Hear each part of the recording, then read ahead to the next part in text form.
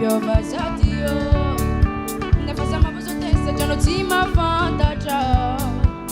kaleko makasisny mitaza de tantarana kamantatra na de trano za tsy mafantatra be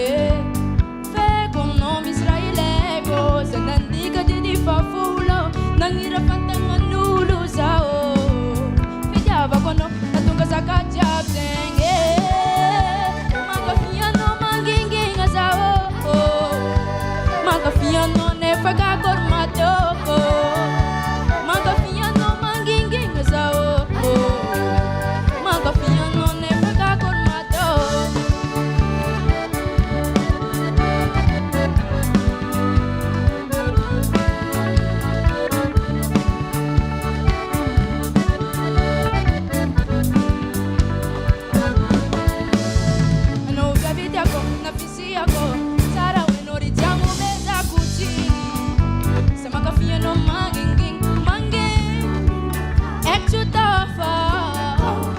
sakafte kwa nini sisi anazoto manembunembu misisini na te trano za tsy mafantatra be eko nome israeleko za nandika didi fafolo nangira fantagnan'olo zao fitiavako anao natonga zakajiaby zegny mankafianao mangingina zao mankafianao nefa kakorymatoko mankafianao mangingina zao mankafianao nefa kakorymatoko mankafianao mangingina zao mankafianao nefa kakorymatoko mankafianao mangingina zao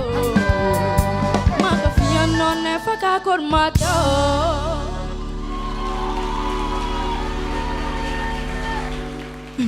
Ny any Yvette indray hatramin'izay rehefa mijery ny la voix d'or izy dia anisany mitsiritra hoe rambazany eo amin'ireo toerandreo ankizy ireo mijery amin'ny télé zany dia zao izy zao tonga eto amin'ilay toerana dia satriny hoe misy fivoarana foana ny talentany indrindra miay noho ny fitsarany mpitsara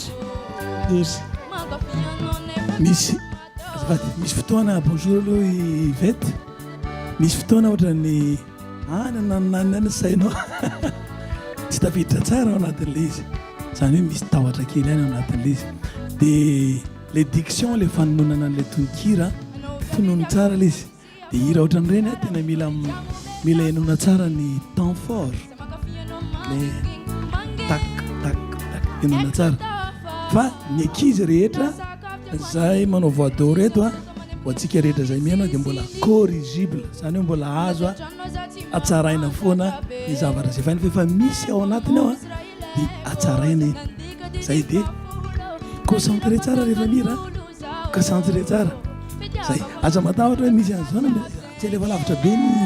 saina fa tonga dia le hira mihitsy no hira fa tsara en général. Bravo Yvette. Afaka mandeha Yvette, afaka mandeha ianao.